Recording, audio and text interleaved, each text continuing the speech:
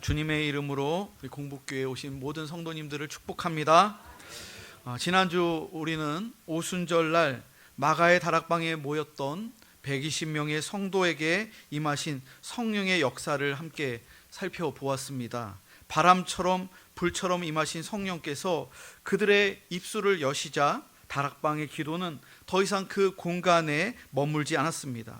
그들의 그 방언 기도 소리는 예루살렘 거리로 흘러나갔고 수많은 사람들이 그 소동 앞에 모여들었습니다. 그때 성경은 분명히 말하고 있습니다. 어떤 사람들은 놀라워했고 어떤 사람들은 조롱했습니다. 저들이 새술에 취하였다. 여러분, 성령의 역사는 언제나 이렇게 갈라놓는 경향이 있습니다. 믿음의 눈으로 보는 사람과 육신의 눈으로만 판단하는 사람을 나눈다는 것이지요. 바로 그 순간 사도 베드로가 11 사도와 함께 일어섭니다. 그는 변명을 하지 않았고 논쟁을 벌이지도 않았습니다. 베드로가 한 일은 단 하나였습니다. 지금 일어난 이 성령의 사건을 하나님의 말씀으로 해석한 것, 이것이 오순절 베드로의 첫 번째 설교입니다. 사랑하는 성도 여러분, 오늘 우리가 함께 읽는 사도행전 2장 14절부터 21절은 단순한 과거의 역사 기록이 아닙니다. 혼란의 시대 한가운데에서 성령의 역사를 어떻게 이해해야 하는지, 그리고 말세를 살아가는 교회가 무엇을 붙들어야 하는지를 분명히 보여주는 약속의 말씀입니다. 오늘 이 말씀을 통하여 우리 공복교회가 세상의 소동에 흔들리는 공동체가 아니라 말씀 위에 굳게 서서 성령의 인도하심을 따라 비상하는 교회가 되기를 주님의 이름으로 소망합니다. 첫 번째로는 말씀을 깨닫게 하시는 성령, 이 부분을 살펴보도록 하겠습니다. 베드로는 입을 열어서 조롱하는 자들에게 이렇게 설교합니다. 14절과 15절 말씀입니다. 함께 14절과 15절을 읽겠습니다. 시작. 베드로가 11 사도와 함께 서서 소리를 높여 이르되 유대인들과 예루살렘에 사는 모든 사람들아, 이 일을 너희로 알게 할 것이니 내 말에 귀를 기울이라. 때가 제3시니 너희 생각과 같이 이 사람들이 취한 것이 아니라. 여기서 베드로는 첫 번째로 시간을 말하고 있어요. 저들이 술에 취하였다 이렇게 조롱할 때 지금 때가 제3시입니다. 이 제3시는 우리 시간으로 말하면 오전 9시를 말하는 거예요. 아침 9시. 여러분, 대부분의 사람들이 하루 일과를 활기차게 시작하는 시간이죠. 여러분, 사람들이 대개 언제 술을 한잔 합니까? 시간 일과를 다 끝내놓고 퇴근할 때나 늦은 저녁이나 밤에 사람들이 모여서 한잔을 하죠. 아침 9시부터 술을 마시는 사람은 없습니다. 저는 오전 9시라는 이 시간을 연구하면서 큰 은혜를 받았습니다. 성령께서는 오순절 이날이 또 마지막 날 주일이라는 거예요. 주일 아침 오전 9시에 마가의 다락방에 모였었던 120명의 성도들이 성령을 받았다는 거예요. 그러므로 여러분, 주일 오전 예배가 중요한 거예요. 우리 성도들이, 한국교회가 주일 오전부터, 이른 아침부터 모여서 예배하는, 깨어서 준비하는 이유가 있는 거죠. 아침 일찍 일어나서 깨끗하게 씻고 옷도 단정하게 입고 또 교회에 일찍 나와서 교회 곳곳을 돌아보고 예배 준비를 하고 봉사팀들이 각 봉사를 하고, 그렇게 아침 일찍부터 깨어서 거룩하게 예배를 준비하는 거예요. 여러분, 오늘날 교회와 성도들이 주일 성수를 하고 오전부터 부지런하게 예배당에 나와 예배를 준비하는 것은 우리들이 성령으로 충만하기 위함임을 기억하시기 바랍니다. 베드로는 이 성령 사건이 술에 취한 것이 아니요 성령께서 역사하신 사건인 것을 그 때와 시간을 통해서 그들에게 설명하였습니다. 그리고 이 성령 사건을 구약의 요엘서를 인용하여 설교하기 시작합니다. 오순절에 임한 성령의 역사는 단지 우연한 사건이나 인위적인 사건이 아니라는 거예요. 여러분, 교회의 사역 역시 인위적이거나 우연한 사건이 아니라는 거예요. 교회에서 우리들이 사역하고 목회자가 사역을 하고 또 우리 성도들과 같이 기도하면서 해나가는 모든 일들이 우연이나 인위적인 것이 아니라는 거예요. 우리가 모여서 예배하는 것, 인간이 하는 것이 아니라 하나님이 하신 거예요. 우리 공복교회가 주님의 축복으로 말미암아 설립된 것, 지난 주일에 제가 그 기도 모임의 그 그림을 보여주면서 말씀했잖아요. 우리 교회가 설립되는 것 역시도 어떤 특별한 인위적인 계획이나 우연이 아니라는 것, 하나님의 필연이고 하나님의 역사라는 것이죠. 또한 우리 교회가 주님의 축복으로 말미암아 토지 보상을 받고 교회 발전을 위해서 1년이 넘는 시간 동안 기도하면서 교회를 리모델링하고 교육관을 신축하고 이 모든 일들을 한 건 역시 우연이 아니요, 인위적인 일이 아니라는 거예요. 성령께서 강건적으로 역사하시고 인도하신 하나님의 축복이요 은혜임을 기억하시기 바랍니다. 여러분, 우리들이 믿음 안에서 하는 일들이 결코 우연이 아니라는 거, 하나님이 하신 일들이라는 거예요. 제가 예전에 부목사로 오래전에 사역했을 때 목사님한테, 담임 목사님한테 보고하는데 한번 혼난 적이 있어요. 뭐냐면은 그 보고를, 신방 보고를 하는데 그날은 또 평일이 아니라 쉬는 날, 목회자에게는 월요일이 쉬는 날이잖아요. 쉬는 날 월요일에 이렇게 목회자들과 함께, 성도들과 함께 그 취미 동호회가 있었는데 볼링을 치러 간 거예요.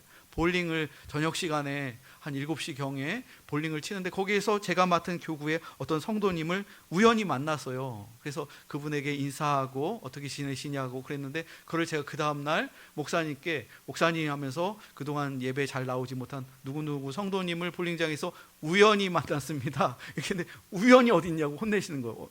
하나님의 사역에 우연이 어딨냐고. 다 하나님의 필연으로 하나님의 뜻에 있는 거지 목사가 우연이란 말을 쓰면 안 된다고, 그렇게 혼났던 기억이 있어요. 여러분, 우리 하는 모든 일들이 주님 안에서 우연이 아니라는 거, 하나님의 필연이고 하나님의 역사라는 것이죠. 두 번째로, 만민에게 임하시는 성령. 오순절의 사건은 만민에게 성령께서 임하셨다는 거예요. 베드로는 요엘 선지자의 예언을 인용하면서 성령의 보편성을 설명하고 있습니다. 17절 말씀을 한번 보여주세요. 17절을 함께 읽어보겠습니다. 시작. 하나님이 말씀하시기를 말세에 내가 내 영을 모든 육체에게 부어주리니. 여기서 보면은 17절에 보면 성령은 말세에 오신다고 하였습니다. 말세, 때를 말하는 것이죠. 베드로는 말세라고 얘기합니다. 그리고 인용하는 구약의 요엘서에서는 시간을 그 후에라고 기록하고 있습니다. 그 후에. 오늘 사도행전에서는 말세, 그리고 요엘서는 그 후에. 요엘에서 말하는 그 후에라는 것은 약속하신 메시아가 오신 후에, 그때가 예수님을 기다리는 거죠. 메시아를 기다리는 거예요. 그런데 사도행전에는 이미 예수님께서 오셨죠. 그래서 말세라고 하는 것은 사도행전에서 메시아이신 예수님께서 마침내 십자가에서 못 박혀 죽으시고 부활하고 승천하심으로 말미암아 하나님의 사역을 완성하신 후에, 이게 말세라는 거예요.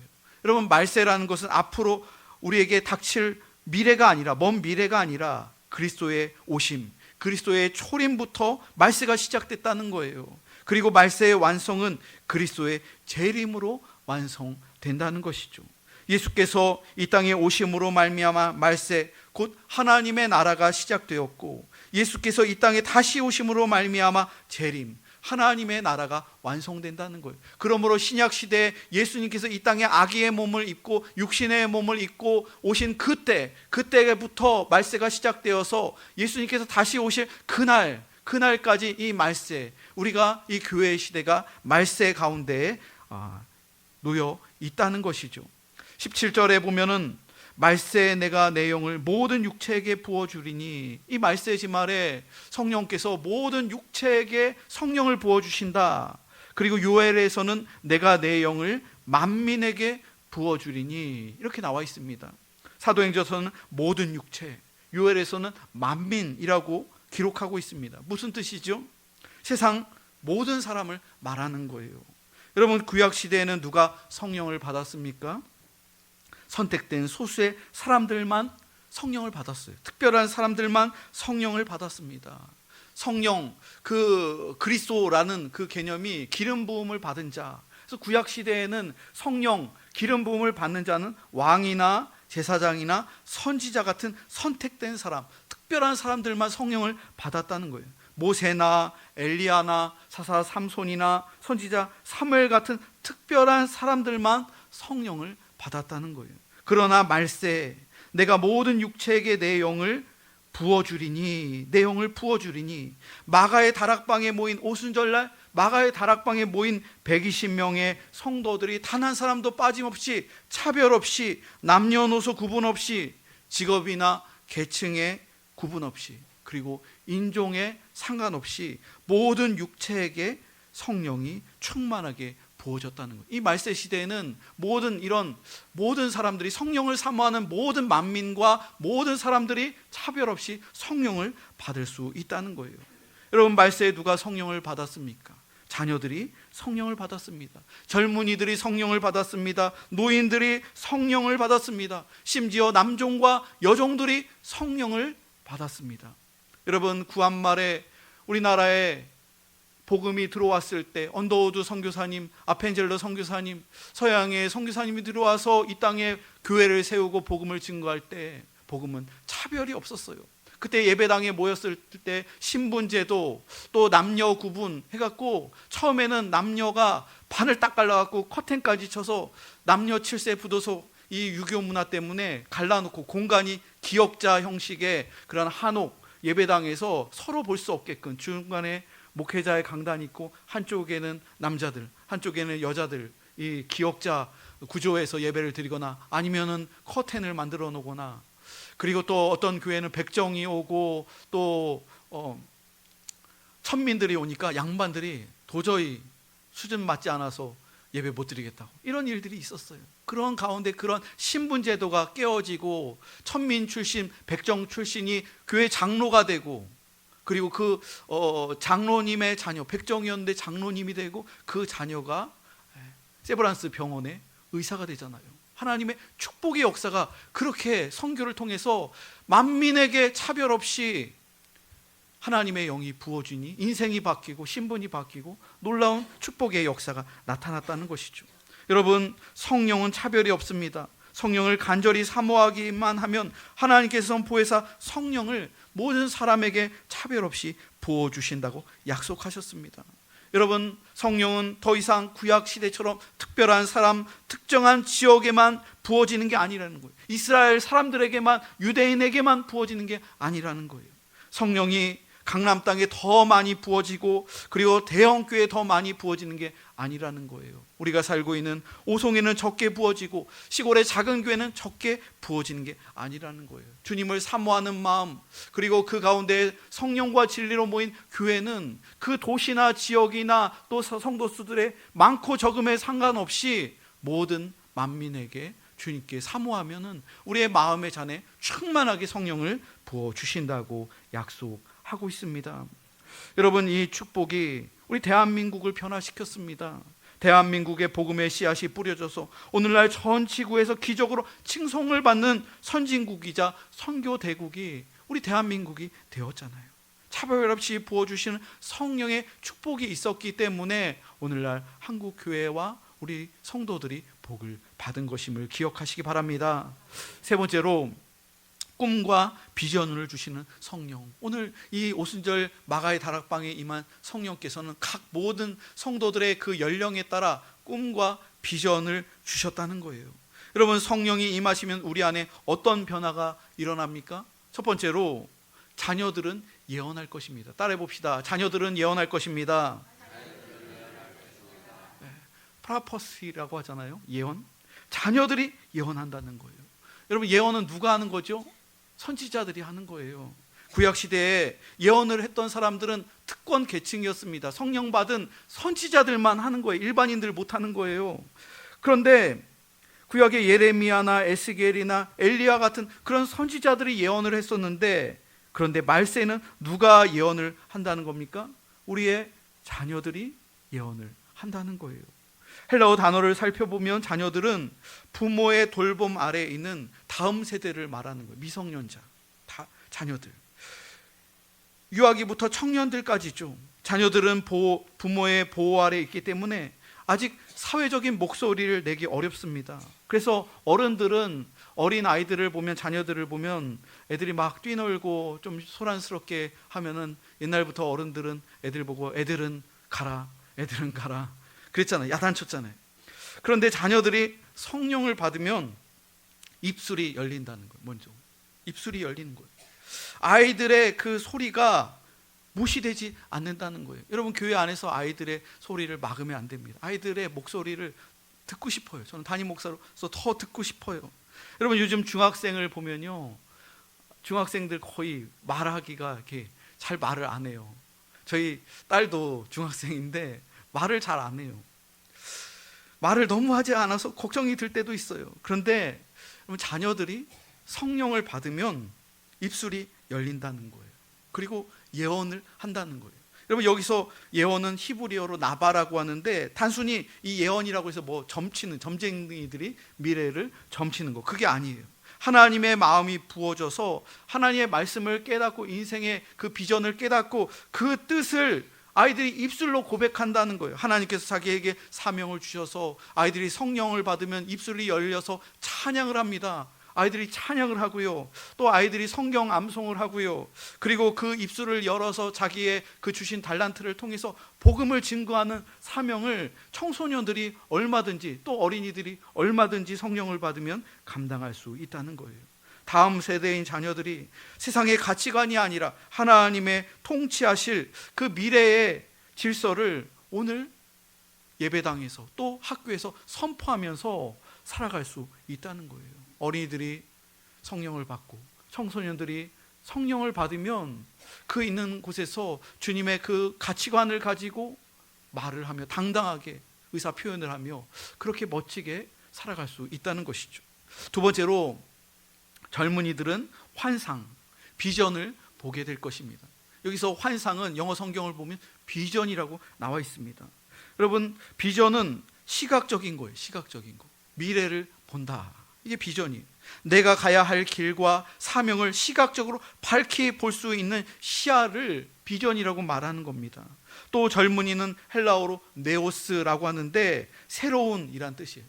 그러면 젊은이들은, 청년들은 새로운 사람들이에요. 젊은이들은 신선한 사람들입니다. 그런데 여러분, 요즘 젊은이들, 청년들을 보면 새로운가요? 새롭지 않을 때가 있어요. 어떤 면에서는 청년들을 보면 노인들보다도 꿈이 없는 청년들이 있습니다. 비전 없는 청년들이 요즘 얼마나 많이 있습니까? 청년들의 눈에 생기가 없어요. 초점도 없는 것 같아요. 요즘 그래서 청년들이 이런 게 청년 자체의 문제가 아니라 오늘 사회적인 그러한 구조 때문에, 사회가 너무나도 경쟁이 치열하고 또 그 진입할 수 있는 장벽이 실력만으로는 너무 어려운 그러한 세대니까 청년들이 점점 뭘 포기하는 거예요. 계속 포기하는 거예요. 그래서 이런 사회적인 현상을 청년들이 7포 세대다, 또 9포 세대다, 더 나아가서 M포 세대라고 청년들을 그렇게 부릅니다.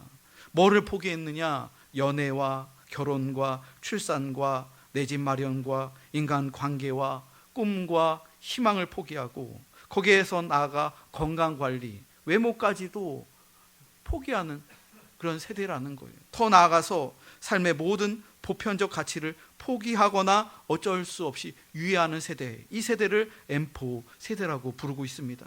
참으로 안타까운 현실입니다.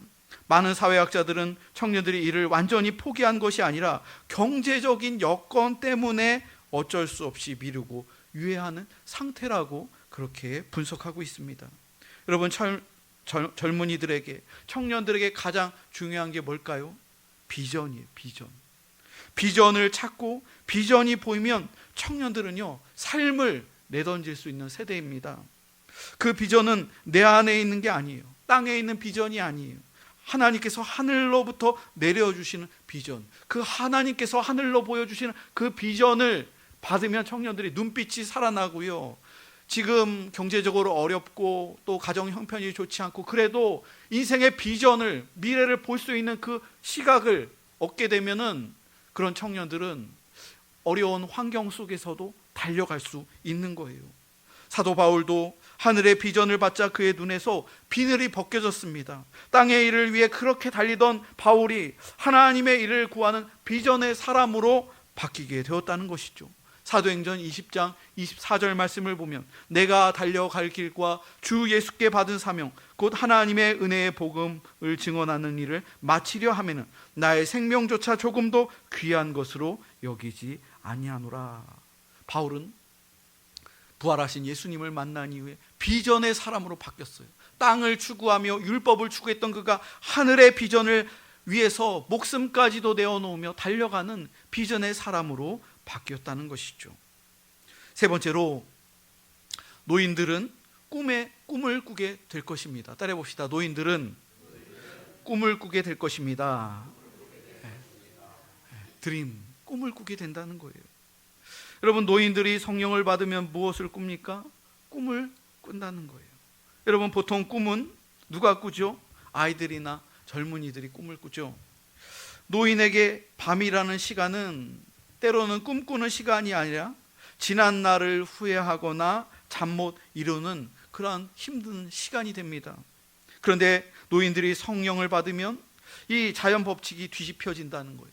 육신의 눈이 침침해지는 노인들이 영의 눈을 뜨고 가장 멀리 계신 하나님의 나라를 볼 수 있다는 거예요. 이것이 성령께서 주시는 거룩한 역설이라는 거예요.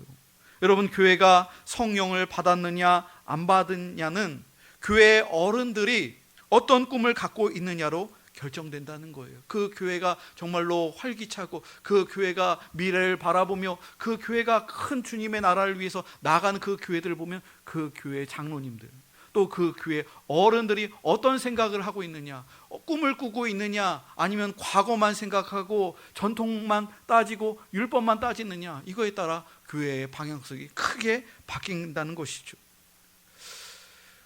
이 산지를 내게 해주소서 이렇게 외쳤던 갈렙은, 이렇게 이 산지를 내게 달라고 외쳤던 갈렙의 나이가 그때 당시 85세였습니다.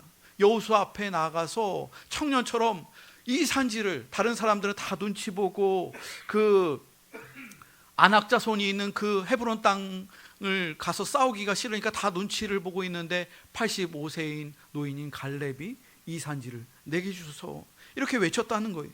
여호수아 14장 10절로 11절 말씀을 보면 오늘 내가 85세로 돼 모세가 나를 보내던 날과 같이 오늘도 내가 여전히 강건하니 내 힘이 그때나 지금이나 같아서.